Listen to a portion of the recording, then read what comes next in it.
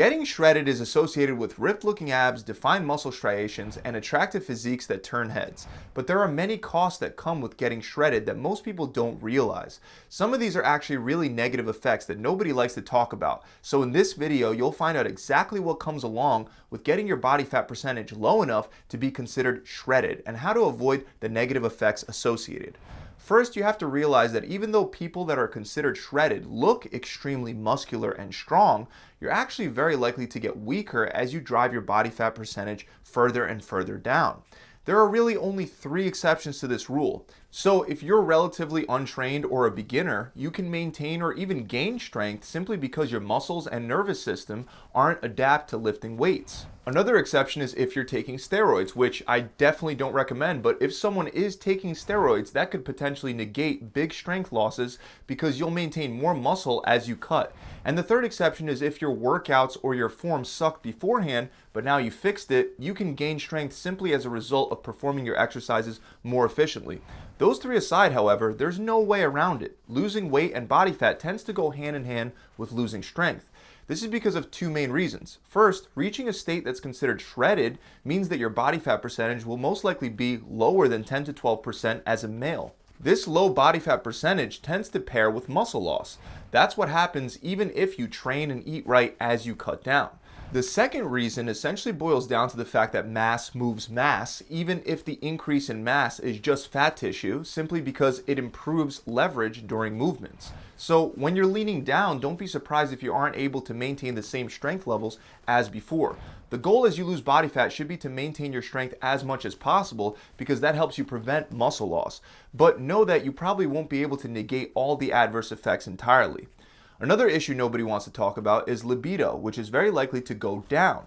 When you're dieting to get shredded, your testosterone levels will drop, and as a result, your libido will also take a hit. This is because when the amount of calories consumed is lower than what the body needs to function, it'll shut down or slow down non-essential functions in order to save energy for the more vital functions. And reproductive system activity is one of the first things that slows down when this happens because it's less important from a survival standpoint compared to, let's say, beating your heart or sending energy to your brain. On top of that, when you're in a calorie deficit, your body will view that as a form of stress, which leads to an increase in the levels of the stress hormone cortisol. Research shows that when this stress hormone rises in the bloodstream, testosterone starts to drop pretty much dose dependently or in a 1-to-1 ratio. Interestingly, in a 1-year case study on contest prep for bodybuilders, it was found that testosterone levels fell to 1/4 their baseline values 3 months into their 6-month preparation period. Fortunately, the testosterone levels did recover after 3 months of a recovery period, which included an increase in calorie intake. But there's no denying that strenuous dieting will lower testosterone levels and reduce your libido. Next, we have nutrient deficiencies. Even though shredded people may look healthy from the outside, dropping your body fat lower and lower will leave you more likely to develop nutrient deficiencies. There's no way around the fact that if you want to get rid of body fat, you need to be in a calorie deficit. In the process of creating that deficit, there will be likely many types of foods that you'll have to get rid of or at least reduce your exposure to significantly. For example, nuts. They're highly nutritious, but they're also loaded with calories, which is why you won't be able to eat that much of them, if at all, when you're trying to reach a shredded level. Another example is meat. When aiming for a very low body fat percentage, many people will resort to only eating lean cuts of meat instead of fatty cuts, which can make it harder to reach your daily intakes of certain fat-derived nutrients. In combination with our foods not being as nutritious as they once were due to things like soil depletion, it should come as no surprise that over 50% of bodybuilders do not meet the recommended daily intakes of several micronutrients. And then that doesn't even account for their higher requirements than average people that don't exercise. So what is the solution? First of all, aim to follow a diet that is as nutritious as possible. This means consuming foods that are low in calories but high in micronutrients, such as vegetables, fruits, beans, and fish. Many people also resort to taking a multivitamin while they're cutting to ensure that their bases are covered. When you do that, however, it's important that you select a very good product because the majority of them are a complete waste of money and they're packed with cheap micronutrients like iron while not having enough of the nutrients that people are often deficient in, like magnesium and vitamin K. So if you're not sure if your diet is providing all the micronutrients you need, you can track your meals with a tracking tool like MyFitnessPal or Chronometer, and if you see you're deficient in any nutrient, you can supplement with them individually. Another downside to looking ripped is that you can easily feel tired throughout the day for a couple reasons. The first is associated with what I just mentioned. If you consume less food, you're more likely to develop micronutrient deficiencies, which in turn can increase fatigue. But aside from that, cutting your calories and slimming down causes your metabolism to slow down as well, because there won't be enough energy available to optimize all the processes in your body.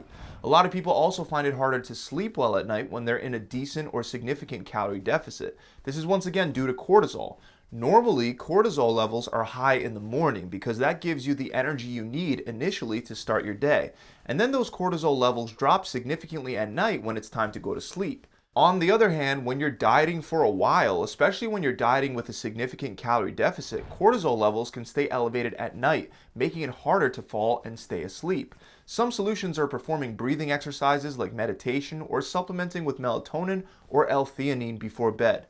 Now, another thing that especially beginners fall victim to is this belief that they'll be able to look as shredded as the models in fitness magazines forever. But the truth is that it'll likely be very hard, if not impossible, to maintain a full-blown shredded physique for a long period of time.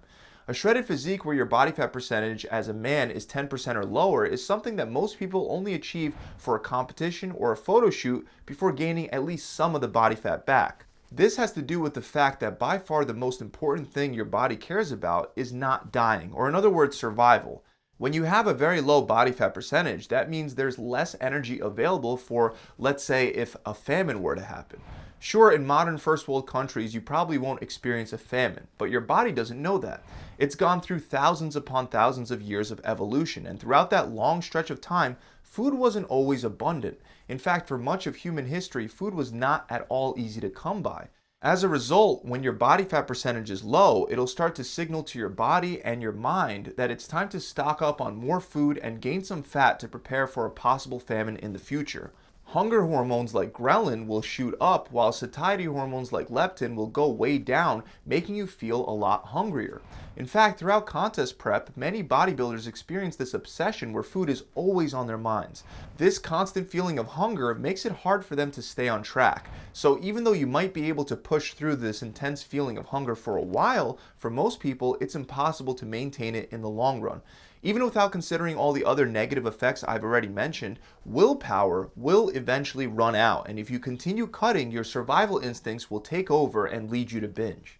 Next is something that you probably already know the general details of. Your metabolism will go down. When you get leaner, your metabolism drops. This is to be expected because as you lose weight and body fat, there's less mass for your body to maintain, meaning it'll require less energy to keep everything running. But aside from that, when you're in a calorie deficit, your digestive system also expends less energy than normal because you're consuming less food, which in itself, digestion is a process that also requires quite a bit of energy. Interestingly though, this drop in metabolism decreases even faster than you'd predict by the loss of body mass and reduction in energy intake alone. That's because of something known as adaptive thermogenesis. Adaptive thermogenesis refers to a change in energy expenditure due to acute or long-term over or under eating. An example of this is if you're dieting, your movement efficiency will actually increase. So you'll fidget less, you'll lean against walls or other objects when standing up, and you'll be more likely to take a car for a short distance rather than taking a walk. Another example is when you sit in a chair, you're going to be more likely to sink down or sit in a slouched position instead of sitting upright. All of these small adjustments, which tend to happen subconsciously instead of consciously, reduce how many calories you burn, leading to a reduction in total energy expenditure. Unfortunately, due to misinformation, lots of people believe that this drop in calorie expenditure is permanent. They call it metabolic damage and claim that regardless of what you do after your diet, your metabolism will remain reduced, making you far more likely to regain the weight that you lost and become more prone to yo-yo dieting in the future. Fortunately, however, this is not true. While adaptive thermogenesis can definitely be permanent if you decide to continue keeping caloric intake low to maintain that lower body fat percentage, if you increase your calorie intake, it should completely reverse the so-called metabolic damage. For example, we can draw from a research paper that found that even when it comes to anorexic women, malnourished individuals, bodybuilders during contest prep, and even full-out starvation like what was observed during the Minnesota starvation experiment, in all these cases, the participants' metabolisms recover when they regain weight by eating more. In other words, your metabolism will adapt when leaning down, but even in extreme cases, you won't suffer from permanent damage. Finally, last but not least, is temperature. If you get shredded, don't be surprised if you're always freezing, because you will be more likely to feel cold throughout the day. There are two reasons you're more likely to feel cold when getting shredded. First, body fat functions as a layer of insulation that keeps your body warm. When you get rid of that body fat, there's less of a protective layer between your organs and outside forces, making you feel much more sensitive to cold weather.